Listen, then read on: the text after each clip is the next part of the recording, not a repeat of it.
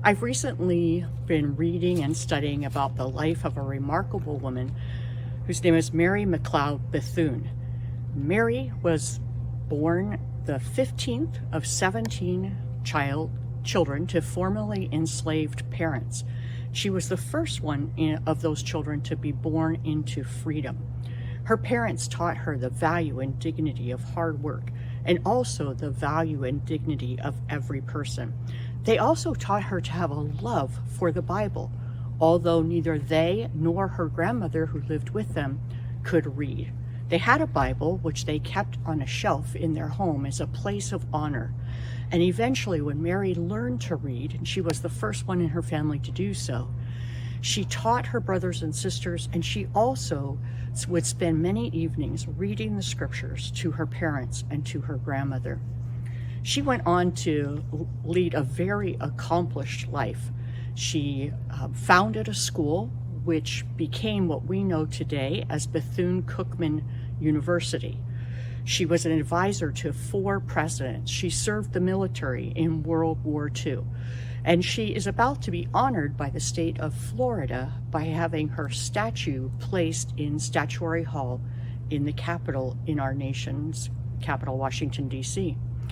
But one of the things that really struck me about Mary was her love for God, the importance of her faith. At one point she said, "Our greatest objective is to live for God and bring others to do so." That was what drove her in all of her accomplishments, in all of the things that she founded, in all of the programs that she started, in all of the ways that she lived to benefit others, was primarily to live for God. But the motto of Bethune-Cookman University is striking to me. On a wall at that university are these words: "Enter to learn, leave to serve." And as believers, I think that is a great motto for our lives. As we enter the scripture, we enter to learn, we leave to serve. As we enter our home, we enter to learn, to be built up, to be challenged in our faith, but we leave to serve the world at large. As we enter our churches, we enter to be encouraged. We enter to find those deep relationships where we can practice the one another's, but we leave to serve. The learning is not the be-all and end-all of our faith.